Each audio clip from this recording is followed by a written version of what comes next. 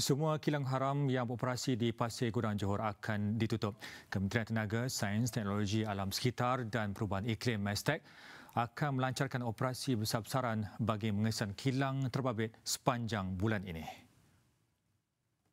Menteri Bertanggungjawab Yeo Bee Yin berkata pihaknya akan bekerjasama dengan pelbagai pihak dengan segera bagi untuk memastikan kilang haram berkenaan ditutup demi kepentingan rakyat.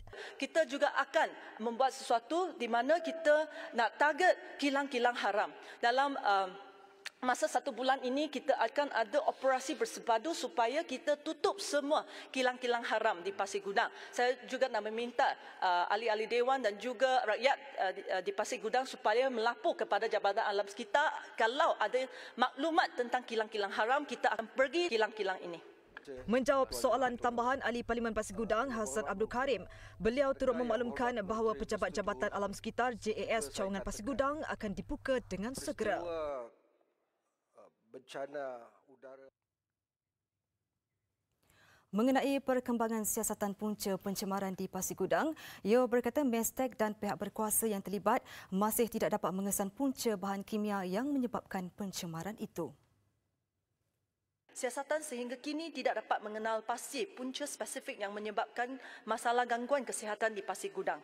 Dan jika pencemaran udara adalah punca insiden pada kali ini, maka ia berkemungkinan besar bukan point source tetapi non-point source ataupun multiple source. Walau bagaimanapun, untuk membuat kesimpulan yang konklusif, kajian carrying capacity diperlukan dan ia akan mengambil masa 6 minggu untuk diselesaikan.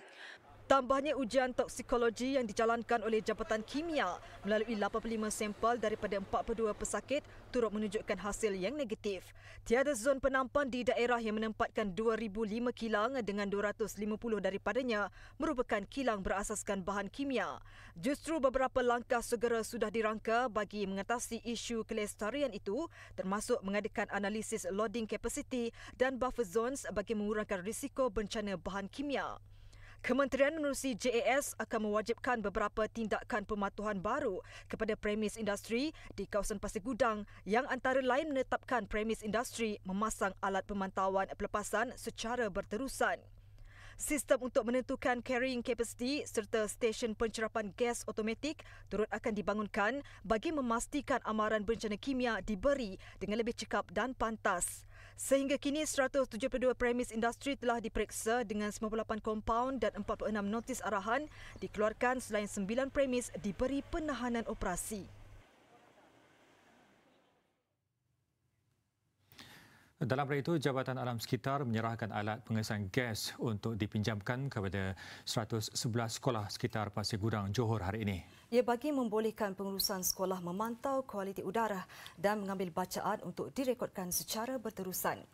Tindakan itu adalah langkah awal sebelum pihak industri membekalkan alat berkenaan menerusi program sekolah angkat. Pengarah JAS Negeri Wan Abdul Latif Wan Jaafar berkata alat pengesan gas itu adalah bagi mengukur volatile organic compounds VOC yang juga parameter indikator awal bagi sebarang pencemaran udara. Pihak sekolah turut diberi penerangan teknikal berhubung cara penggunaannya. Alat berkenaan akan dipinjamkan sehingga ahad ini sebelum pihak industri membekalkannya secara terus kepada semua sekolah selewat-lewatnya minggu depan.